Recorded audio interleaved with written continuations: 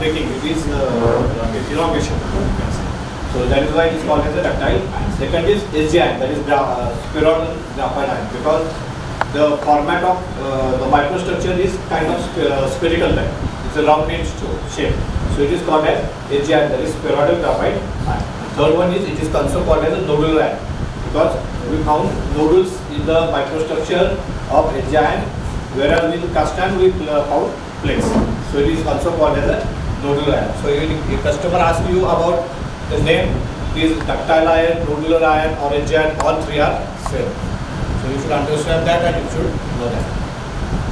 So these are the presentation. We will cover history, then difference between ductile iron and cast iron, then charge mix, then magnesium treatment, boring and process control and inspection. These are the points we are going to cover in today's session. Next. So the invention of ductile iron, it has been invented by Keith Mill. What is his name? By Keith Mill in 1943. It is invented by Keith Mill. What he is trying to do is he is experimenting cast iron. He is experimenting cast iron. Cast iron में उसने कोशिश किया कि वो cast iron की properties को अलग अलग तरीके से देखना चाहता था. सो ये आयरन ही reduce the sulphur. Cast iron में सल्फर नॉर्मली हम 0.1 के करीब रखते हैं.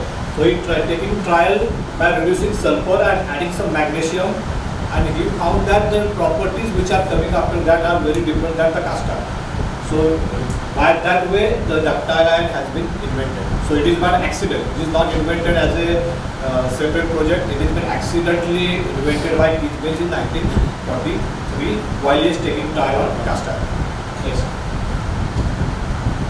That is what it has been written. Actually, Keith was looking for the way to reduce the sulfur in cast iron by treating the molten metal with magnesium, and he found that looking at the specimen under microscope, the graphite, instead of forming flakes, he found perfect round nodule, which eliminated all ill effect of the flake graphite. What are the ill effect of the flake graphite? We'll see when we compare ductile iron versus cast iron again in the next slides. Next. So he got a patent from US government for the ductile iron in 1949, and from that the ductile iron will be invented. Next. So it is mainly used in automotive part. Automotive part में इसका maximum इस्तेमाल होता है where strength is required higher on higher side. जहाँ पर strength higher side में चाहिए वहाँ पर ductile iron का mainly इस्तेमाल होता है. It is basically जहाँ पर हमारा कास्ट आयरन खत्म होता है वहाँ पर इंजन शुरू होता है. हमारा कास्ट आयरन खत्म होता है, हमारे कास्ट आयरन में आखिरी ग्रेड होती है FG 300, करेक्ट. वहीं पे डक्टाइल आयरन की शुरुआत होती है FG 400/50. 300 के ऊपर जहाँ कास्ट आयरन खत्म होता है वहाँ पे HN की शुरुआत होती है. It goes up to 700. तो वहाँ पर उसमें स्ट्रेंथ हमें ज़्यादा मिलती है. Number 1. Number 2 we get elongation. Cast iron में क्या होता है? इलॉन्गेशन 0 होता है, जहाँ पर डक्टाइल आयरन में इलॉन्गेशन ज़्यादा होता है. कास्ट आयरन ब्रिटल होता है और डक्टाइल आयरन क्या होता है? It is with elongated. So it can be used in automobile component for getting better strength. Next. Difference between caste iron and ductile, जो अभी आपने बात की वही हम इसके ऊपर बात करने जा रहे हैं. एक तो flakes graphite your HR is appear in a nodal shape, whereas cast iron in flakes shape. इससे क्या होते हैं? फ्लेक्स होते हैं. और एचआर में क्या होता है? Round spherical type of. Next. These are the differences. आप देख रहे हैं यहाँ पर कास्ट आयरन में फ्लेक्स है, यहाँ पर एचआर में आपको दिखाई दे रहा है कि वहाँ पर राउंड शेप नोडल्स दिखाई देते हैं. Square, while the maximum tensile strength of gray iron is 350 और ये 900 तक जाता है. The gray cast iron is not very malleable, ductile, or well strong. It fractures easily. और easily क्या होता है? Cast iron क्या होता है? Easily break होता है. It is a brittle in nature. जहाँ पर ये जेट brittle नहीं होता है. It is a very strong and very powerful. अगर हम राइजर भी तोड़ने जाते हैं तो कास्ट आयरन का राइजर इजीली आपने फाइबर मार देंगे तो टूट जाएगा, लेकिन एचआर का फाइबर टूटेगा नहीं. तो फाइबर कितना भी आप करो इजीली वो टूटता नहीं है, because it has a heavy strength. It is not in brittle in nature. Next. The various grades of ductile iron listed by ASTM 536 will be described. The first two number indicated the tensile strength. कौन कौन से grades है? 600 by 450 by 400 by 50, 500 by 7, 600 by 3, 4, 700 by 2. These are different case. Also 550 by 6 is another case. Apart from this, lot of new grades are also invented nowadays, which are also called as lost temper ductile ADR, or it is also called as SSF, that is silicon strengthening ferritic ductile. So new lot of grades are coming up in the market now nowadays. So ductile iron has very popularity. अभी बहुत सारे लोग steel के component को ductile ion में convert करने जा रहे हैं, because steel is costly in nature, तो उसको रिप्लेस करके वो डक्टाइल आयन में लोग बहुत सारे आ रहे हैं. So ductile iron is going to be very bright future in for all the countrymen. लेकिन उसमें आपको सिर्फ ये 5 ग्रेड के ऊपर फोकस करके नहीं चलेगा. लॉन्ग टर्म में जाके आपको अलग अलग जो कस्टमाइज ग्रेड आ रही है, मतलब हम क्या बोलते हैं 500 मतलब 500 बाय 7, वैसा नहीं होता है. 500 बाय 10 भी कस्टमर मांगेगा, 500 बाय 4 भी कस्टमर मांगेगा. तो 500 बाय 4 ग्रेड कैसे मेंटेन करना है, उसकी प्रॉपर्टीज कैसे लानी है, वो आपको सीखना पड़ेगा. तो ये नई नई तकनीक बहुत सारी डक्टाइल आयन में आ रही है. तो इसलिए डक्टाइल आयन को समझना, उसको इस ग्रेड को कैसे अचीव करना है, उसके मेथोडोलॉजी को समझना बहुत इम्पोर्टेंट है. नेक्स्ट,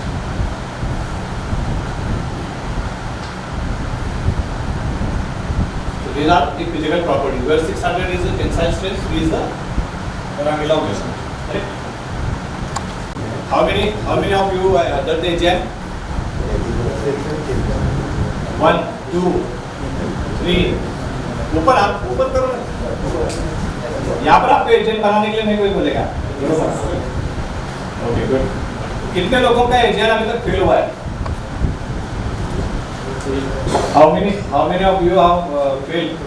डक्टाइल आयन की हीट फेल हो गई है. How many? हाँ? लेकिन हुए कि नहीं हुए? एक्सपीरियंस हुआ है? Okay, next. The nodal iron is more flexible and elastic than the other cast iron. Nodal iron has higher strength. तो ऑलरेडी मैं इसके ऊपर हम बात कर चुके हैं. Nodal iron primarily offers design engineer unique combination of strength and wear fatigue resistance. इसमें क्या होता है, स्ट्रेंथ के साथ में wear fatigue resistance भी मिलता है, जिसके वजह से उसका end toughness as well as excellent ductility characteristics. In an all grade nodular iron exhibit mechanical properties that makes an ideal material for mechanical and automotive parts. इसलिए वो automotive parts के लिए हम एजेंट भी इस्तेमाल करते हैं, because it not only give good strength but wear resistance भी देता है, fatigue resistance भी देता है, toughness भी देता है. So all this combination coming together giving a good advantage for the automotive component. now उसके लिए automotive component में maximum हम देख रहे हैं कि क्या इस्तेमाल होता है. automotive components means the vehicles which run on the road. बराबर है? करेक्ट. तो जब रास्ते में गाड़ी चलेगी तो क्या is why all this characteristics के वजह से ductile iron is popular in tomato. इसलिए कास्टन की जगह वहाँ पर अभी क्या इस्तेमाल होता है, ज़्यादातर एजेंट इस्तेमाल करते हैं, because it is good in strength, और उसके वजह से सेफ्टी फीचर्स में ज़्यादा बेहतर मिलते हैं. समझ में आ रहा है? कुछ डाउट है? डाउट है तो कभी भी पूछ सकते हैं. Next, grey cast iron is more versatile of all foundry metals. अभी ग्रे कास्ट आयरन का एक सबसे एडवांटेज क्या है कि grey cast iron is very easy to make, and secondly it has good flowability. Metal का जो फ्लो है, या उसे हम क्या बोलते हैं,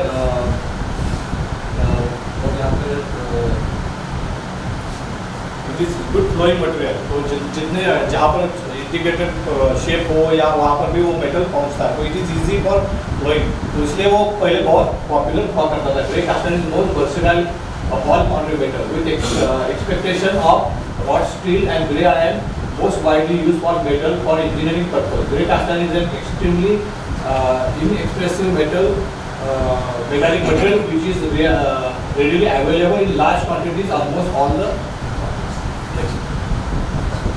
These are the physical or chemical compositions. Cast iron we know around 3.5 maximum carbon intake. Whereas in ductile iron 3.5 to 3.8 is the approximate carbon range. These are the approximate range. Silicon 1.4 to 2.1 in cast iron, whereas nodal iron it is 2 to 3.2. manganese 0.6 to 1%, whereas modular and manganese depending on your grades. कौन C grade है उसके ऊपर manganese कितना डालेंगे वो decide होगा. Phosphorus 0.1 to 0.5 in grey cast iron, whereas modular iron it is 0.8 maximum. We normally recommend to keep it not 5 max, not 5 के ऊपर नहीं जाना चाहिए. Next one is sulfur 0.1 to 0.12 in grey cast iron, whereas in modular iron it is not 5 maximum. In the path final it should be not 1.5. Final में 1.5 से आगे ले जाना चाहिए. Magnesium not 3 to not 3 not 6. Magnesium cast iron में होता है. Next, so gray cast iron is lower strength, whereas ductile iron has higher strength as compared to gray cast iron. Gray cast iron has zero elongation, whereas ductile iron having elongation from 2 to 15%. Gray cast iron is good damping properties. Damping properties gray cast iron में अच्छी होती है, लेकिन ductile iron में elongation ज़्यादा होता है, whereas less damping property होती है. तो totally opposite है ductile iron और gray cast iron. Next, this is the 3D picture of Blix graphite. Blix graphite कैसे दिखता है उसका एक 3D picture यहाँ पर दिखाया गया है. And this is our speculum. You can see the round shape of graphite. Next, these are grades. We already talk about it. Next, we already talked about the tensile strength and elongations. Now, we can roughly distinguish this grade in 3 categories. One is ferritic category, number 2 is ferritic pearlitic category, and number 3 is pearlitic category. There are 3 rough distinguish of this grades. So what is ferritic category? That is 400 by 12, 400 by 15, 450 by 10. All these are the ferritic category where the ferritic structure is required. यहाँ पर क्या होता है?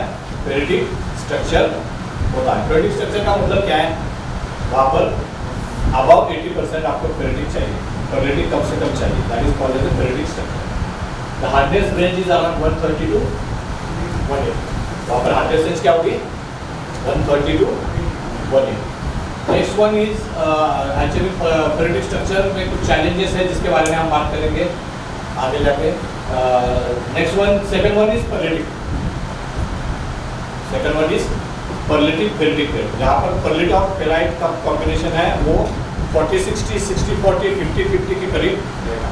It should be 40-60 और 60-40 और 50-50. वहाँ पर दोनों ferritic में रहेगा, pearlitic में रहेगा. Normally उसकी जो hardness की range है that is 180 to 230.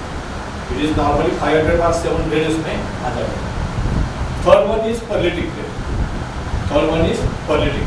जहाँ पर मैक्सिमम परलाइट होता है वहाँ पर नॉर्मली हम 600 by 3 और 700 by 2 ग्रेड का इस्तेमाल करते हैं, जहाँ पर हमें 80% परलाइट चाहिए और 20% फेराइट चाहिए. Exactly opposite to ferritic grade. वहाँ पर आपको ज़्यादा क्या चाहिए? परलाइट चाहिए, फेराइट कम चाहिए. वहाँ पर जो हार्डनेस की रेंज है इट इज नॉर्मली 230 to 350. 230 से लेकर 350 तक उसकी हार्डनेस की रेंज. अभी ग्रेड अचीव करने के लिए हमें क्या क्या करना चाहिए इसके बारे में हम बात करें. जो सबसे पहली ग्रेड है ferritic grade. Please explain what is ferrite, what is perlite. Okay, you can use the sketch pen.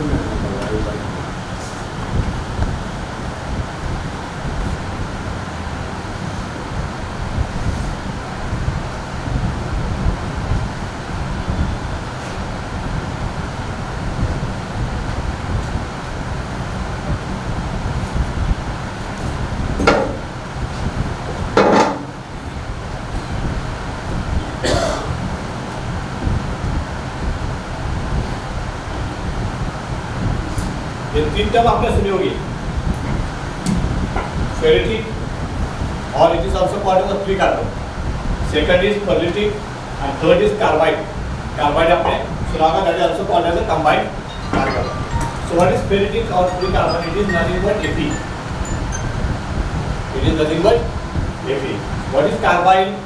It is Fe3. It is combined carbon. This is very hard material. इसको हम मशीनिंग नहीं कर सकते. जब customer हमें बोलता है कि there is a problem with the machinability, carbide आ गया, इसका मतलब वहाँ पर वो मशीन नहीं कर पाता है. It is very hard material and this is very soft material. It is just like pig iron. It is very soft material. जैसे मक्खन होता है उस तरह ये सॉफ्ट मटेरियल है. This is hard. Now what is ferrite? Ferrite is nothing but your free carbon. So जहाँ पर फेराइट ग्रेड है वहाँ पर आपका हार्डनेस क्या है? कम है, 130 to 180. उसका मस्टिंग भी आसानी से हो जाता है. जहाँ पर कार्बाइड और कंबाइंड कार्बन है उसका मस्टिंग नहीं होता है. That is called as a combined carbon. So what is pearlite then? Pearlite is nothing but alternate layer of Fe and Fe3C. एक Fe आएगा, Fe3C आएगा, Fe आएगा, Fe3C आएगा, Fe आएगा, Fe3C आएगा. This is called as a pearlite. तो यहाँ पर क्या होता है? एक मटेरियल सॉफ्ट है, एक मटेरियल हार्ड है, एक मटेरियल सॉफ्ट है, एक मटेरियल हार्ड है, तो उससे उसको स्ट्रेंथ भी मिलती है. That is why the hardness of pearlite grade is more. उसको स्ट्रेंथ भी मिलती है, लेकिन साथ में मस्टिंग होता है because there is soft material. Ferrite के वजह से मस्टिंग होता है और कंबाइंड कार्बन के वजह से उसका हार्डनेस या उसकी स्ट्रेंथ बनी रहती है. तो that is called as a pearlite. So this is ferrite, this is perlite. So ferritic grade is 400 by 15, 400 by 12, 450 by 10. Perlitic grade is 500 by 7. जहाँ पर एक दोनों क्या होता है? There is the alternative layers are. So that is second thing is perlitic, that is 500 by 7. Ferritic perlitic and third one is perlitic grade 600 by 3 and 700 by 2. जहाँ पर आपका हार्डनेस बहुत ज़्यादा होता है. 50, 200, 30 to 350 and perlitic is around 80%. उसे achieve करने के लिए आपको कई बार टीन का भी इस्तेमाल करना पड़ता है. कॉपर मैग्नीज के साथ में टीन को भी डालना पड़ता है. Got it? इसके बारे में आगे और डिटेल में हम बात करेंगे. It is very soft. Second is carbide, that is combined carbon. It is very hard. It is not machined. और दोनों का जो कॉम्बिनेशन है alternate layers, that is called as a perlitic. उसमें मशीनिंग भी होता है और साथ ही में उसमें स्टेज भी है. Like it is dissolved carbon. As this carbon is not there in the. Yeah, it is a free carbon, dissolved carbon. Dissolved in Dissolved carbon. carbon. So you can't see carbon. You can't see, yeah. Very true. You can't see. It is the phases. These are the phases.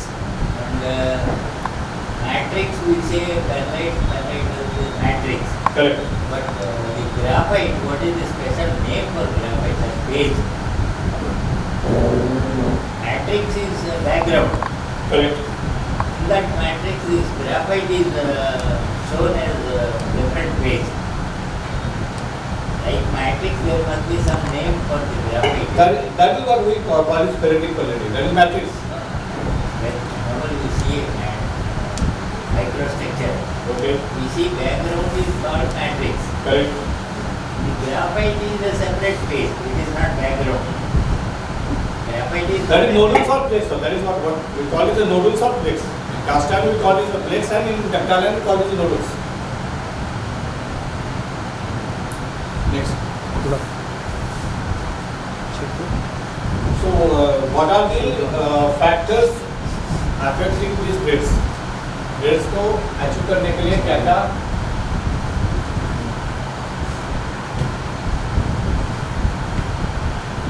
से factors है? सबसे पहले ferritic grade. Ferritic grade में हमें क्या चाहिए? We want more of ferrite. अगर हमें फेराइट ज़्यादा चाहिए तो you should have control manganese. आपको मैंगनीज को कंट्रोल करना है. Second thing is you have to control cooling time. अगर फास्ट कूलिंग करेंगे तो क्या होगा? आपका सरफेस का हार्डनेस बढ़ जाएगा and not able to get ferritic structure. Secondly आपका जो मैंगनीज है you have to control within 0.25 max. 0.2 से 0.25 मैक्स के बीच में उसको आपको कंट्रोल करना है. अगर आपको फेरेटिक स्ट्रक्चर चाहिए तो 400 बाय 50 या 450 बाय 12, 400 बाय 15 के लिए आपको क्या चाहिए? You have to control manganese. साथ ही में आपको क्या करना है? कूलिंग टाइम कंट्रोल करना है. Third one is you don't need any copper और T in ferritic grade. So it has to be as minimum as possible. जितना आप कम रखोगे, it should be at least not में चाहिए उसको. जीरो तो नहीं बोल सकते but it should B not out, तो उसको बिल्कुल ऐड नहीं करना है। This way you can achieve your quality grade. अगर क्वालिटी ग्रेड चाहिए तो एग्जैक्टली अपोजिट आपको मैंगनीज को ऐड करना पड़ेगा। इट शुड बी फ्रॉम 0.3 से लेके 0.6 तक ऐड कर सकते हैं। Then you have to add copper, it is again 0.3 to 0.6 or 0.7 also. Then you may require tin or SN. SN को आपको नॉट 5 के करीब ऐड करना पड़ेगा अगर आपको क्वालिटी ग्रेड बनानी है। Third one, last one is your cooling. आपको बहुत ज़्यादा स्लो कूलिंग नहीं चाहिए। It should be around 60 to 90 minutes max. इसलिए अगर आप ज़्यादा कूलिंग करोगे तो क्या होगा, आपका हार्डनेस ड्रॉप होगा। हार्डनेस ड्रॉप होगा तो आपको पर्लाइट स्ट्रक्चर भी नहीं मिलेगा और हार्डनेस की रिक्वायरमेंट भी आपको अचीव नहीं कर पाएंगे। So these are the two very important factor. One is quality grade achieve करने के लिए एंड क्वालिटी ग्रेड अचीव करने के लिए। This is challenging task. यहाँ पर आपको ऐड करना है तो ज़्यादा चैलेंजिंग नहीं है, आप केमिस्ट्री के साथ में कर सकते हो। This is a challenging task क्योंकि यहाँ पर आपको मैंगनीज कंट्रोल करना है, कूलिंग टाइम कंट्रोल करना है, and that is why you have to focus on your incoming raw material. आपका इनकमिंग रॉ मटेरियल के ऊपर आपको कंट्रोल चाहिए। अगर आपका CRC में अगर मैंगनीज ज़्यादा है और वो इस्तेमाल आपने किया और आपका मैंगनीज अगर 0.35 आ गया तो आप क्वालिटी ग्रेड अचीव कर नहीं पाओगे। That is why here incoming material inspection is very important to achieve quality grade. Quality grade में आप 0.5 वाला मैंगनीज भी डाल दोगे, 5.5 मैंगनीज वाला CRC भी डाल दोगे तो देयर इज नो हार्म, तो आपको वैसे भी उसमें मैंगनीज ज़्यादा चाहिए, आपकी एडिशन कम हो जाएगी, लेकिन वहाँ पर हार्म नहीं है। लेकिन ये अचीव करना बहुत चैलेंजिंग होता है quality grade. Silicon content will go to the size. Second one is good practice of inoculation. Inoculation practice is a बहुत इंपॉर्टेंट है। अभी वो क्यों है? सिंपल रीजन इज, अगर आप देखोगे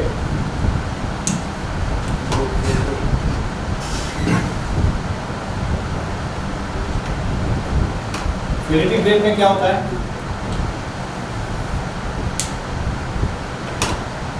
each nodule is surrounded by क्या होता है, फेराइट, करेक्ट। तो जितने नंबर ऑफ नोडुल बढ़ेंगे उतना आपका फेराइट परसेंटेज बढ़ेगा। तो आपको अगर क्वालिटी ग्रेड अचीव करनी है तो you have to increase nodule count. आपको क्या करना पड़ेगा, नोडुल काउंट को बढ़ाना पड़ेगा। अगर नोडुल काउंट को बढ़ाना है तो क्या करना पड़ेगा, inoculation should be very good. Inoculation practice बहुत इंपॉर्टेंट है। जितनी आपकी इनॉकुलेशन प्रैक्टिस ज़्यादा अच्छी रहेगी उतना आपका नोडुल काउंट बढ़ेगा, जितना नोडुल काउंट बढ़ेगा उतना ही आपका क्वालिटी स्ट्रक्चर बनने वाला है। जैसे इन्होंने पूछा question, silicon, what is the role of silicon. Normally quality grade के लिए we use higher range of silicon, 2.5 से लेके ऑलमोस्ट 2.8 ग्राम फाइनल में सिलिकॉन रखते हैं और क्वालिटी ग्रेड। जैसे आप क्वालिटी ग्रेड को जाते हैं it comes down to 2.3 to 2.6। Silicon बढ़ने से आपका फेराइट थोड़ा सा बढ़ता है, नोडुल काउंट भी बढ़ता है और जिसके वजह से आपको डिजाइन प्रॉपर्टीज और हार्डनेस मिल जाता है। Similarly carbon, normally quality grade के लिए हम put it around 3.5 to 3.7% for quality, और quality will is 3.3 to 3.6%। Carbon भी आपका क्या होता है, क्वालिटी ग्रेड होता है तो कम होता है कार्बन और सिलिकॉन, और क्वालिटी ग्रेड के लिए कार्बन और सिलिकॉन थोड़ा सा बढ़ जाता है, इंक्रीज हो जाता है। तो good practice of innovation with section thickness also contribute to little bit in this। अगर आपका सेक्शन बहुत पतला है, कास्टिंग थिन वॉल है, तो वहाँ पर क्या होगा, चिलिंग होगा, फास्टर चिलिंग होगा, तो आपको वहाँ पर क्वालिटी स्ट्रक्चर लाना बहुत मुश्किल होता है। तो also section thickness contribute to that grade HO में, लेकिन वो हमारे हाथ में है नहीं। वहाँ पर हमें क्या करना पड़ेगा, वहाँ पर हमें मैंगनीज कंट्रोल करना पड़ेगा, कूलिंग टाइम कंट्रोल करना पड़ेगा, इनॉकुलेशन प्रैक्टिस इंप्रूव करनी पड़ेगी, और वो सारी चीज़ों से हमें क्वालिटी स्ट्रक्चर किस तरह से आप ला सकते हो उसके ऊपर काम करना पड़ेगा, क्योंकि सेक्शन थिकनेस हमारे हाथ में नहीं है।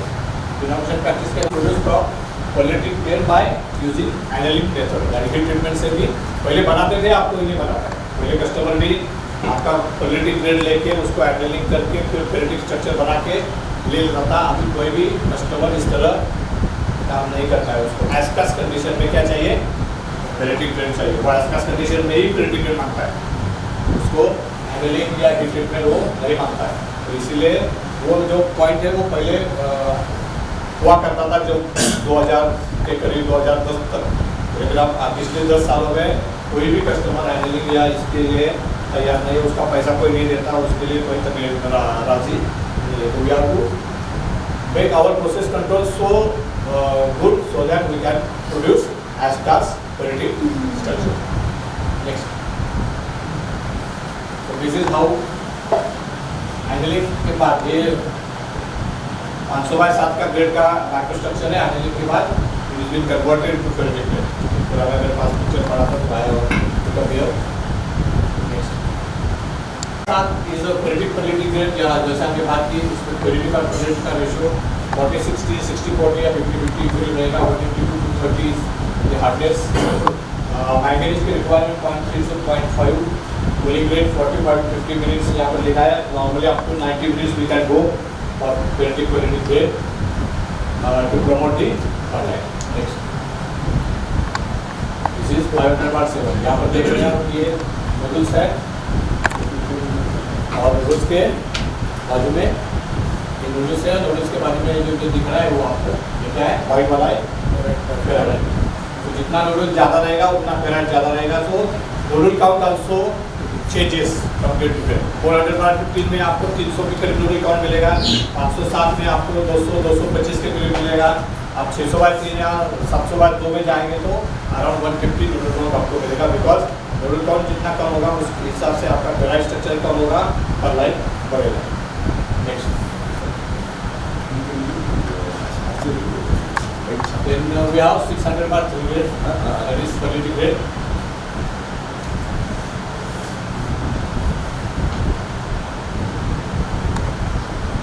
600/3 and 700/2, these are the quality grade जिसके बारे में ऑलरेडी बात की। इसमें परलाइट 70-90%, हार्डनेस 270, 700/2 में 355 तक जाएगा hardness. So addition of some of the quantity of clean is also required to get quality structure. This grade can be achieved by heat treatment. इसको भी आप heat treatment से बना सकते हैं, लेकिन again nobody is now asking for heat treatment. They want as-cast condition quality grade. Next, so this is 600/3. You can see the quality structure around the whole. Next, now carbide are not required phase of matrix. जैसे perlite, ferrite के बारे में हमने बात की, उसी तरह third one is carbide, that is called is combined carbide 83C. So it is not required phase of matrix. Independently हमें कार्बाइड नहीं चाहिए। कार्बाइड फेरेटिक के साथ में आएगा, that is called as a perlite, वो चाहिए। लेकिन independent phase as a carbide हमें नहीं चाहिए, बिकॉज इट इज रिड्यूसिंग वेस्टेबिलिटी। What are the reasons for carbide? Is one of the chromium, higher chromium रहेगा तो carbide आएगा। Then second is poor inoculation, high residual magnesium. These are the promoting carbide things. There are many other elements which we in the next slide, next few slides we can see a separate slide on that, which are the carbide promoting elements. उसके ऊपर एक अलग slide है। Ductile ion manufacturing process. So now we are going towards the process control. Okay. So we have seen how ductile ion has been invented, the grades of ductile ion, difference between ductile ion and cast iron, all these things we have seen. Now we are going into the detailed process control of ductile ion. So according to me, making ductile iron is more easier than grey cast iron. Making ductile iron is more easier than making grey cast iron. How many of you are with me? How many are agree on this statement? You three mainly. Are you agree with this or not? Ductile iron is difficult as per your. For me, it is very difficult to make grey cast iron. It is very easy to make ductile iron. The reason, simple reason is, if I ask you to make a cast iron, if I ask you to make a cast iron, और मैंने आपको बताया कि मुझे cast iron में 197 hardness चाहिए, और आप कास्ट आयरन का हिट बोल करके मुझे 197 हार्डनेस ला के दो, आप 10 में से कितनी बार उसको अचीव कर पाओगे? I don't think you will able to make it even 5 times out of 10, क्योंकि कास्ट आयरन में बहुत सारे वेरिएबल्स हैं। कार्बन 0.1 0.2 इधर उधर हो गया, सिलिकॉन 0.1 0.2 इधर उधर हो गया, मैंगनीज 0.5 इधर उधर हो गया, that is directly affecting your physical properties. Ductile में वैसा नहीं होता है। डक्टाइल अगर आप आपकी केमिस्ट्री में देखोगे तो फाइन 1.1 0.2 का वेरिएशन कुछ भी हार्डनेस में इफेक्ट नहीं करता है। अगर आपको डक्टाइल में बोल दिया जाए कि 220 हार्डनेस लाना है, तो आंखें बंद करके आदमी 220 हार्डनेस और फिजिकल प्रॉपर्टीज ला सकता है। ओनली थिंग फर्क क्या दोनों में, कास्ट आयरन में और डक्टाइल आयरन में, is a discipline. The difference is discipline. अगर आप डिसिप्लिन फॉलो करोगे तो डक्टाइल आयरन से आसान कोई भी काम नहीं है। Ductile iron is the easiest way to produce then cast iron. Cast iron बनाना ज़्यादा मुश्किल है because there are more variables in cast iron. Cast iron में आप क्या क्या इस्तेमाल करते हो? पिगाइन डालते हो, एमएस डालते हो, पिगाइन डालते हो, बोरिन डालते हो, स्पिलेज डालते हो, सीएसकैप डालते हो, आरआर डालते हो, सो मेनी वैरायटी। तो सारे का कॉम्बिनेशन, सारे का केमिस्ट्री, सारे का इनकमिंग मटेरियल का केमिस्ट्री वो मैच करके फाइनल केमिस्ट्री लाना। डक्टाइल में क्या डालते हो? सीआरसी, आरआर, और कुछ लोग पिगाइन डालते हैं, कुछ लोग पिगाइन में नहीं डालते, सिर्फ सीआरसी और आरआर में डक्टाइल में। तो उसमें आसान क्या है कॉम्पोजिशन लाने में? सिंपल कंट्रोल क्या है? आपको दो ही चीज़ों को कंट्रोल करना है। आपको क्या करना है? सीआरसी को कंट्रोल करना है, आरआर को कंट्रोल करना है, और प्रोसेस को कंट्रोल करना है, बस। कास्ट आयरन में वैसा नहीं। कास्ट आयरन में बहुत सारे वेरिएबल्स है, उसमें आपको प्रॉपरली उसको फिट करना बहुत मुश्किल होता है। इसलिए मैं हमेशा मानता हूँ कि making ductile iron is the simplest way अगर आप डिसिप्लिन फॉलो करें।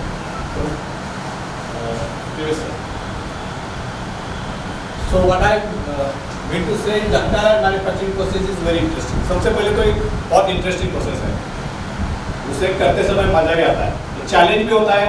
और जब हम नोडलिटी वाला माइक्रोस्ट्रक्चर देखते हैं तो सम फीलिंग जो अपने दिमाग में आती है, सेटिस्फैक्शन की feeling, that is not come in the cast iron. सही है गलत है? ये खुशी मिलती है ना जब एजेंट बना हुआ माइक्रो देखते हैं, to get feel and proud. ऐसा कास्ट आयरन में होता है क्या?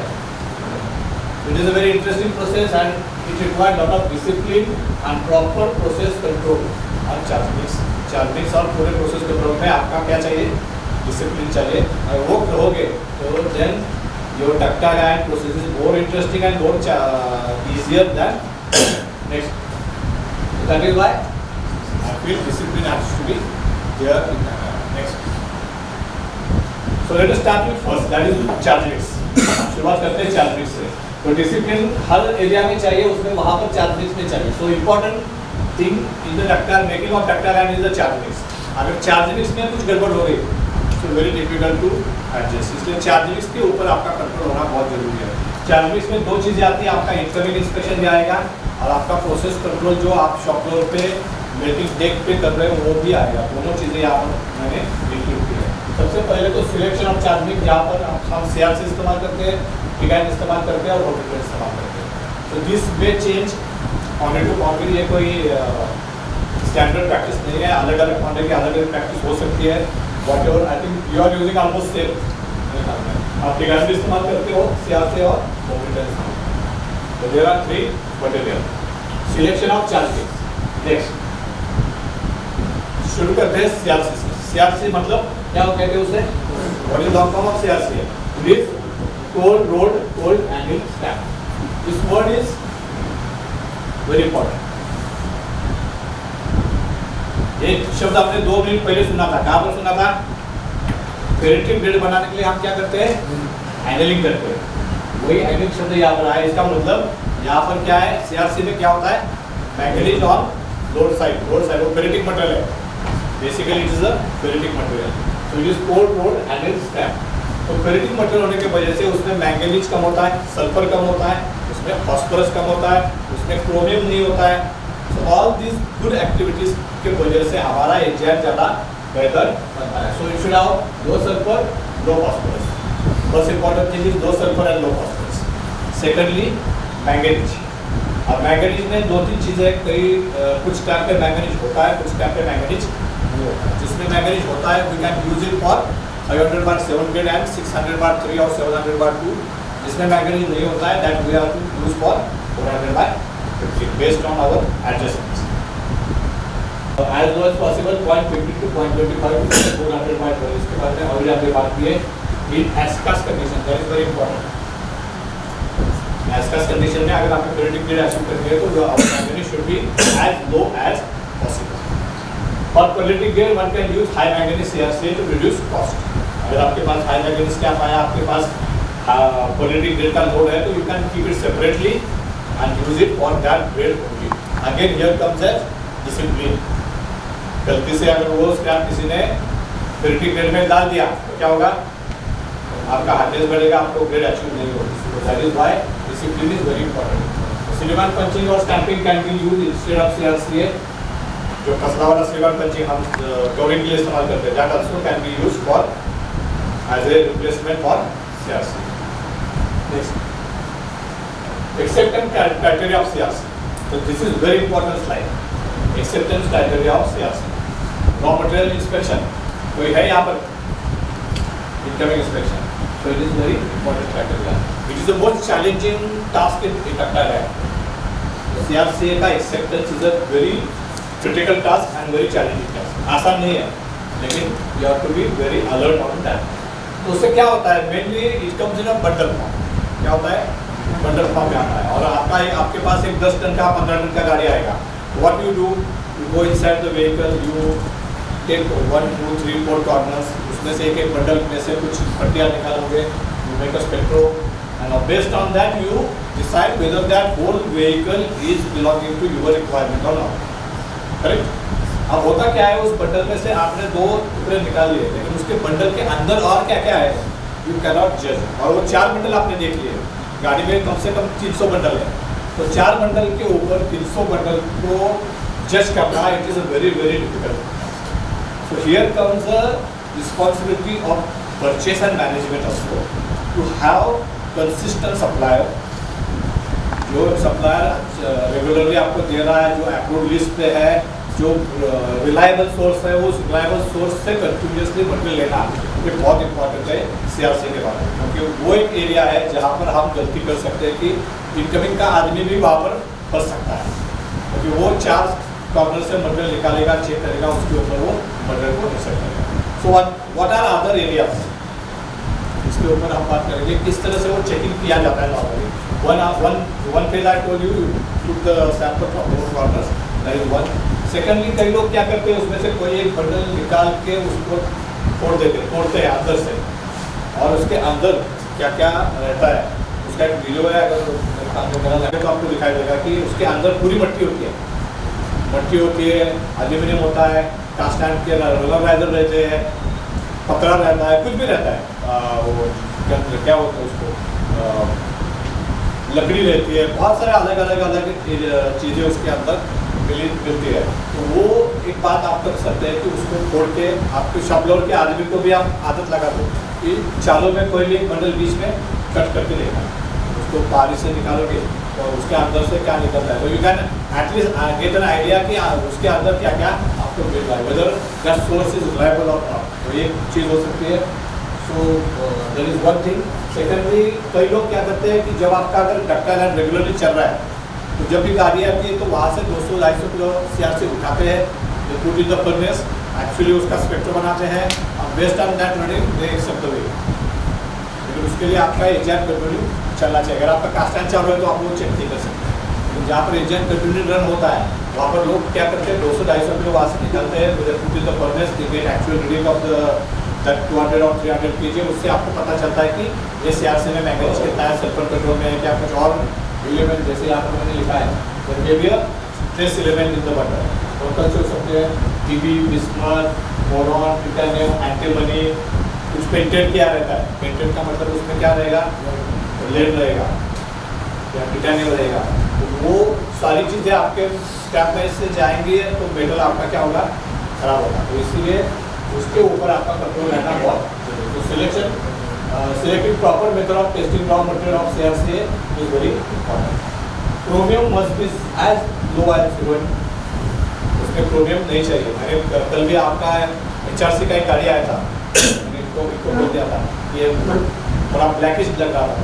I told him to check the chromium. कई बार क्या होता है उसमें आपको क्रोमियम मिलता है और AGR में क्रोमियम बिल्कुल नहीं चाहिए. क्रोमियम से आपका डायरेक्ट क्या बनता है, कार्बाइड बनता है. That is very dangerous. It is not removable. Even आपको ट्रीटमेंट से भी वो नहीं जाएगा. इसलिए chromium should be almost zero, double digit में ही चाहिए. Next, so waste to overcome. जैसे मैंने आपको बताया कि अलग अलग लेयर से आपको बंडल निकाल के चेक करना है. उसके बाद कट डाउन और break 1 or 2 bundles from different loop. उसके बाद most correct method is to weigh around 200 to 300 kgs of CRCA from. ये 3 अलग अलग चीज़ों से आप CRCA को इंस्पेक्शन कर सकते हो और उसके बाद आप उस व्हीकल को इन्वर्ट कर सकते हो. Next, these are normally CRCA का जो कॉम्पोजिशन रहेगा उसमें कार्बन 0.1 के करीब रहेगा, सिल्वर 0.1 के करीब रहेगा, मैंगनीज इट डिपेंड्स ऑन 0.1 से लेकर 0.6 तक रहेगा. Sulphur should be 0.5, phosphorus should be 0.5, chromium should B 0.5. ये नॉर्मल कॉम्पोजिशन आपका CRCA में रहेगा. Second thing is pigment. Here I am talking about ductile. It is more pure and virgin. सबसे पहले तो pigment इस्तेमाल क्यों करना चाहिए? Because it is a pure and virgin rapid digestion. अगर आप pigment नहीं डालोगे तो क्या होगा? Rapid digestion की लेवल आपकी कम हो सकती है. Pigment. So this is one. Number 2. However, recent time availability of low sulfur pigment, that is ductile and pigment is very less. बहुत कम जगह पे मिलता है. नॉर्मली सेसा गवाही बनाता है और ज़्यादा कोई लोग नहीं बनाते हैं. So the availability is a issue. तो इसलिए बहुत सारे लोग अभी AGR का pigment इस्तेमाल नहीं करते. They put only CRCA and analyser. लेकिन pigment डालना अच्छी बात है. अगर आपके पास अवेलेबल है तो आप जरूर डाल सकते हैं. You can use 10 to 20% of pigment in ductile iron. इससे एडवांटेज क्या होता है pigment से? सबसे बड़ा एडवांटेज होता है depletion. And second thing, because the pigment contain carbon 3.6 and silicon around 2%, the requirement of carbon goes down. अगर आप पूरा CRC डालोगे तो your carbon requirement is very high. उतना कार्बन को मेल्ट करने में जो टाइम जाएगा, जो एनर्जी जाएगी, उसके रिकवरी के इश्यूज आएंगे, तो वो ऑटोमेटिकली थोड़ी सी कम हो जाता है. Because pigment has high carbon content और उसके वजह से आपकी कार्बन की रिक्वायरमेंट कम हो जाती है. कार्बन में हमेशा क्या रहता है? कार्बन में सल्फर रहता है. तो जितना कार्बन आप ज़्यादा डालोगे उतना आपका सल्फर बढ़ने के चांसेस बनेंगे. इसलिए कार्बन जितना आप कम डालना चाहोगे उतना अच्छा है. इसलिए उसकी सल्फर से रिक्वायरमेंट भी, सल्फर के एडिशन भी कम होगी. सल्फर का आपका जो मिलना है वो भी कम हो जाएगा. इसलिए pigment 10 to 20% is always. It also improve your nodal count. pigment से आपका डिप्रेशन बढ़ेगा तो नोडल काउंट बढ़ेगा. नोडल काउंट बढ़ेगा तो आपका फेरेटिक स्ट्रक्चर या फिर मैट्रिक्स अच्छा होगा. नोडल काउंट बढ़ने से आपकी मस्टैबिलिटी इंप्रूव हो जाएगी. साथ ही में रिड्यूसिंग पावर कंजम्पशन. pigment क्या होता है? जल्दी से मेल्ट होता है, फास्ट मेल्टिंग होता है. उससे आपका पावर कंजम्पशन कम होगा, प्रोडक्टिविटी बढ़ेगी. All these are the advantages. So it is good for preparation of ferritic grade. Specially ferritic grade में डिसएडवांटेज तो कुछ है नहीं, लेकिन फेरेटिक ग्रेड में ज़्यादा एडवांटेज मिलता है. Because it increase the nucleation, ferritic structure बढ़ाता है, नोडल काउंट बढ़ाता है, तो आपको फेरेटिक स्ट्रक्चर लाने में आसानी हो जाती है. तो this is about pigment. Next, third one is our home scrap, that is our runners risers. Runerizer is the another important factor. These are our home returns and we have to keep them separately from grey cast iron. This is very challenging thing.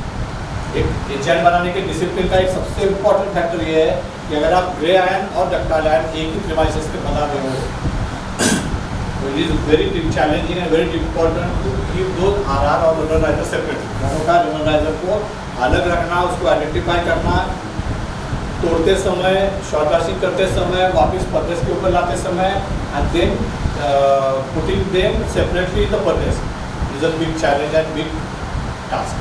अगर वो आप successfully करते हो तो that is very very. Okay, कई बार क्या होता है, कास्ट आयरन के RR अगर गलती से हम डक्टाइल आयरन में डाल देते हैं तो क्या बढ़ेगा? आपका सल्फर बढ़ेगा, क्रोमियम बढ़ेगा, सही है ना। उससे क्या होगा, आपका डक्टाइल आयन का जो क्वालिटी है वो खराब हो जाएगा, आपका मैग्नीशियम आपको ज़्यादा लगेगा, सल्फर आप कंट्रोल नहीं कर पाओगे, क्रोमियम बढ़ने से कार्बाइड आने के चांसेस है और ओवरऑल डक्टाइल आयन फेल्यूर होने के चांसेस बढ़ जाते हैं। So keeping those R separately is very important. And if we mix this grey cast iron with ductile iron, it will increase the base content of sulfur, producing ductile particle iron with such high sulfur it becomes difficult. It will also increase other base alloys like phosphorus, manganese, chromium, etc. which will hamper the quality of ductile iron. We have already done. Next. HRP बनाते हैं तो भी हम 400/15 बना रहे हैं, 500/7 बना रहे हैं, 700/2 बना रहे हैं। 700/2 में टिन है, 500/7 में कॉपर मैंगनीज है, 400/15 में कुछ भी नहीं है।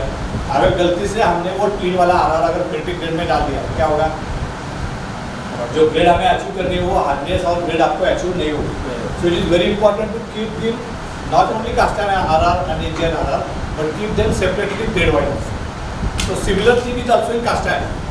कास्ट आयरन भी वही है, आप 200 ग्रेड बना रहे हो, 200 और 300 ग्रेड बना रहे हो। 300 ग्रेड के आरआर अगर आपके 200 ग्रेड में डाल दिए क्या होगा, क्रोमियम कॉपर सारा उसमें ऐड हो जाएगा, तो आपको वो हार्डनेस क्या होगा उसका बढ़ेगा, जो प्रॉपर्टी चाहिए वो आपको नहीं मिलेगी। इसलिए बहुत इंपॉर्टेंट है कि ग्रेड वाइज आरआर को आपको क्या करना है, अलग अलग रखना है, सेपरेट रखना है।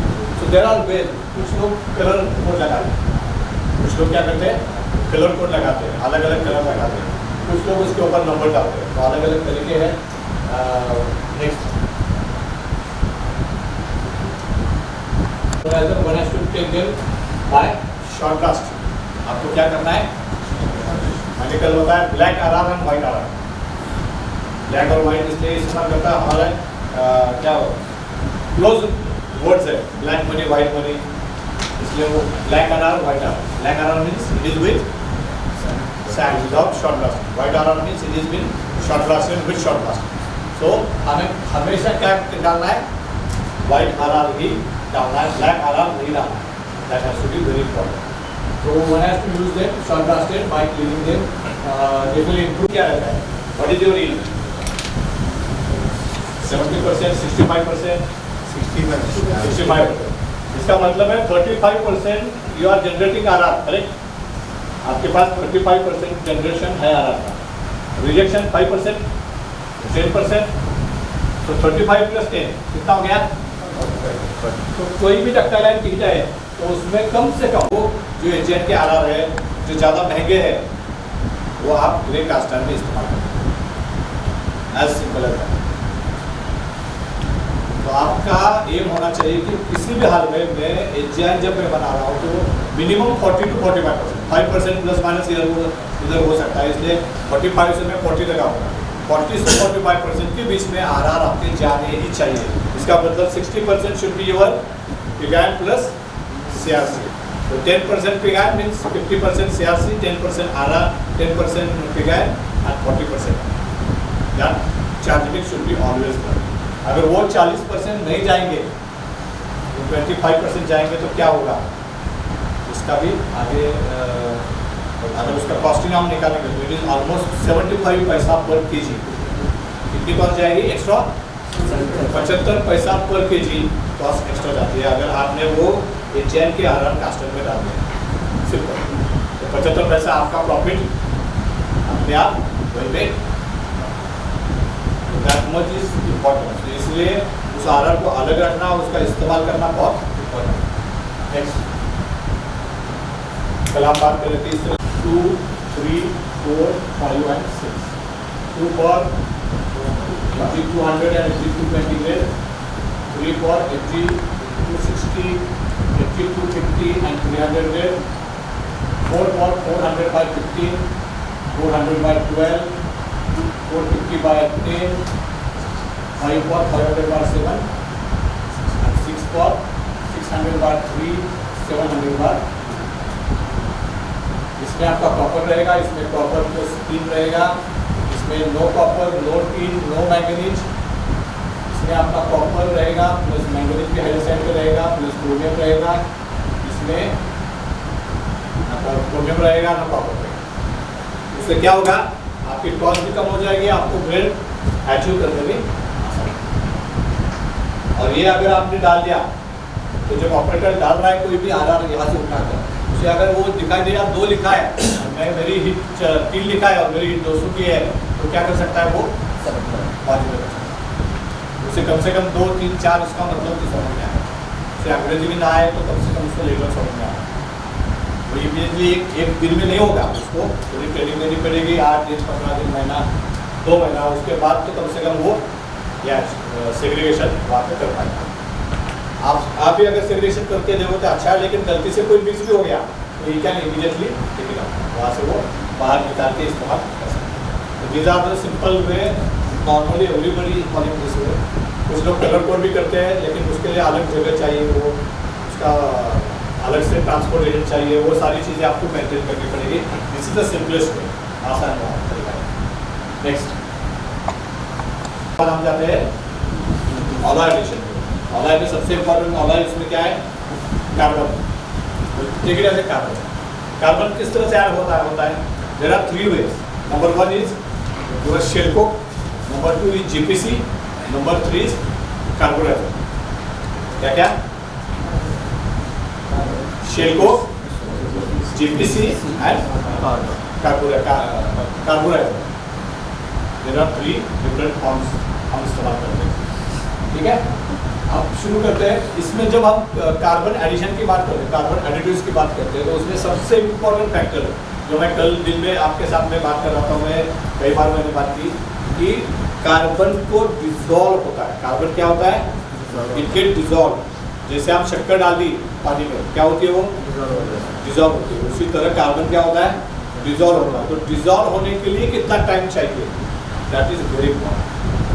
वो डिसॉल्व होने के लिए अगर आपने टाइम नहीं दिया तो क्या होगा? आपका जो रिजल्ट आएगा वो आधा आएगा।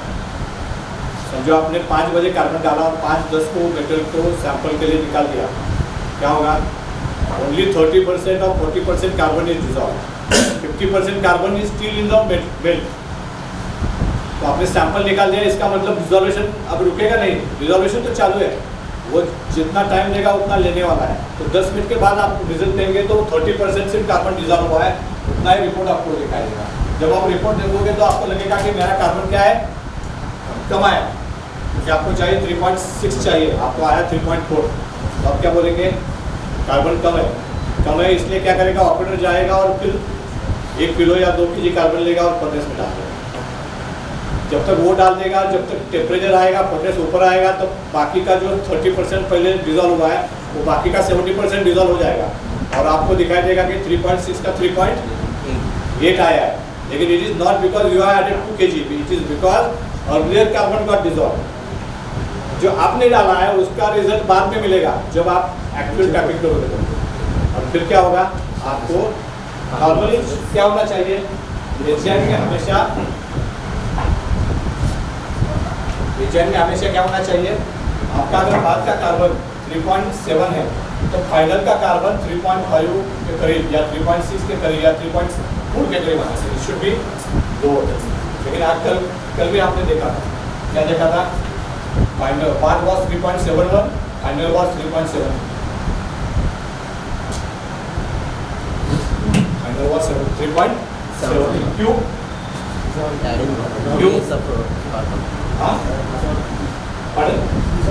डिसॉल्व। अब एक कार्बन कम क्यों आता है? वाई कार्बन के इंट्रोड्यूस? Migration treatment. आगे वो भी आपको पता होना चाहिए, बराबर ना? क्यों कम आता है? Number 1 is migration treatment, because of violence carbon loss हो जाता है। नंबर 2, आप ट्रीटमेंट में क्या डालते हो? स्टील डालते हो, मैग्नीशियम डालते हो, इनॉक्यूलेशन डालते हो, तो वॉल्यूम बढ़ेगा ना आपका मेटल का। पहले आप 400-500 किलो मेटल टैप कर रहे समझो और 20 किलो आपका लैडर में मेटल है, तो 520 kg में वो कार्बन डायल्यूट होगा। 500 kg में 3.8 है तो 520 kg में 3.8 से कम होने वाला है, प्लस 0.1 के करीब उसका क्या होगा? जो एक्सपोजर है उसमें वो 0.1 के करीब लॉस होगा। इसीलिए नॉर्मली 0.115 to 0.2 के करीब आपका कार्बन कम होना चाहिए। वो बड़ा क्यों है? बड़ा इसलिए है कि यहाँ पर वो 3.71 है ही नहीं। ये जो रीडिंग आपने लिया है वो गलत लिया है। क्योंकि आपने जल्दी का सैंपल निकाला है. Should have been 3.9. अब वो कम हो गया आपको.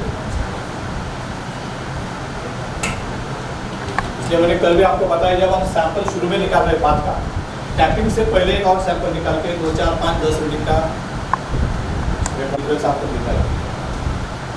इसलिए मैंने आपको कल भी बताया कि आप कार्बन को शुरू में डालो.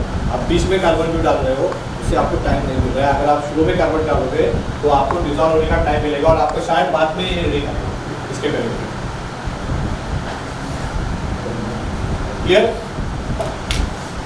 डाउट है? What is GPC? GPC is the best solution. आप भी अभी जीपीसी इस्तेमाल कर रहे हैं, that is the best solution. उसमें सल्फर कम होता है, सबसे इम्पोर्टेंट चीज़ होता है. कार्बन की रिकवरी अराउंड 90% होती है. कल आपने रिकवरी वेरीफाई नहीं की, लेकिन इट शुड बी अराउंड 85, क्योंकि आपका साइज क्या है, साइज आपका पाउडर टाइप है. Should be at least 1 to 3 to 5 mm. आपका 0.8 to 1 mm या इसके करीब है. तो it should be in a granular form, not in a powder form. तो पाउडर फॉर्म की वजह से शायद उसका रिकवरी थोड़ा कम रहेगा. So graphite granules are the best option. The carbonized ductile ion, it is having low sulfur content and high carbon. Graphite petroleum coke. GPC means graphite petroleum coke. GPC का मतलब क्या है? Graphite petroleum coke. It is in powder form. It is having tendency to have late pickup. जो मैं बात कर रहा हूँ, आपका वही प्रॉब्लम है कि पाउडर फॉर्म में है, उससे शायद हो सकता है. तो वेरीफाइड है एंड इनकंसिस्टेंट सल्फर कंटेंट. और सल्फर में भी आपके यहाँ पर लिखा हुआ ट्रेस, उसमें कोई वैल्यू दी नहीं है किसी ने. You have to verify कि एग्जैक्टली कितना सल्फर उसमें है. नेक्स्ट सर, कार्बन डिजॉल्व होने में कितना टाइम लगेगा sir? Normally GPC take around 25 to 30 minutes. It depends. इसलिए मैंने 3 फॉर्म बताया. एक तो GPC, second is shell coke. Shell coke around similar 35 to 40 minutes. और third one is carburizer. Carburizer depending उसकी पीसीबी क्या है, लेकिन it takes around 45 to 50 minutes. So we are running 500 kg furnace में सर. 500 kg में वो प्रॉब्लम हमेशा रहते हैं, हमेशा रहे. 500 kg फर्नेस रहेगी तो आपको जीपीसी की तरफ ही जाना पड़ेगा. जो लोग 500 kg इस्तेमाल करके कार्बोराइजर डालते हैं, they face this problem regularly. तो मैंने खुद फेस किया है. मेरे पुराने फाउंड्री में भी 500 kg की फर्नेस थी. वहाँ पर ये प्रॉब्लम मुझे काफ़ी समय से आपने फेस किया. बाद में आप जीपीसी नहीं करते, क्योंकि वहाँ पर आपको वो जो टाइम है वो नहीं मिलता है, बहुत कम मिलता है. क्या करना कहाँ पर वहाँ पर नॉर्मली लोग क्या करते हैं बताता हूँ. ये 3.7 ये जो है वो रिलेशन के पास रहता है. तो जैसे उनको 3.7 मिलता है, they assume that there it is 3.9. वो रिलेशन का पॉइंट होगा, इसके हिसाब से वो 3.9 अज्यूम करके आगे जाते हैं सीधा, क्योंकि उसके लिए उन्होंने पहले ये एक्सरसाइज किया रहता है. तो एक्सरसाइज के हिसाब से वो consider it as a 3.9 and they go on. लेकिन उसके लिए उनको काफ़ी एक्सरसाइज करना पड़ता है. और you it is GPC, it is very good, it is working well. So sulphur is not 5. That figure is not there. That is what it is. Graphite granule are the best option to add as a carburizer. It is having low sulfur content. Next. Remember this, sulfur not high. Moisture, ash, whatever, but other thing is okay. Size 0.2 to 0.3 mm. Your is 0.2 to maybe 1 mm. We have to verify that. जितनी है size medium size का रहेगी ज़्यादा अच्छा है. Powder form भी नहीं चाहिए और बहुत ज़्यादा भी नहीं चाहिए. बहुत ज़्यादा रहेगी तो भी डिजॉल्व होने में तकलीफ होगी. सो 1 to 3 is a normally good. Next, fixed carbon. Then this is CPC. CPC मतलब cast iron. Look at this figure. कितनी थी वो? Not 5. ये कितनी है? गलती से डाल देंगे तो क्या होगा? क्या होगा? आपका सल्फर बढ़ेगा. सल्फर बढ़ेगा तो डक्टाइल आयन फेल होने के चांसेस. इसलिए हमेशा ध्यान में रखो, जीपीसी और सीपीसी कभी भी एक जगह पे नहीं रखना. जीपीसी और सीपीसी कभी भी एक जगह पे नहीं रखना. बट आई ऑलवेज प्रेफर, मैं हमेशा बोलता हूँ आपका आवाई का पिन है तो उसमें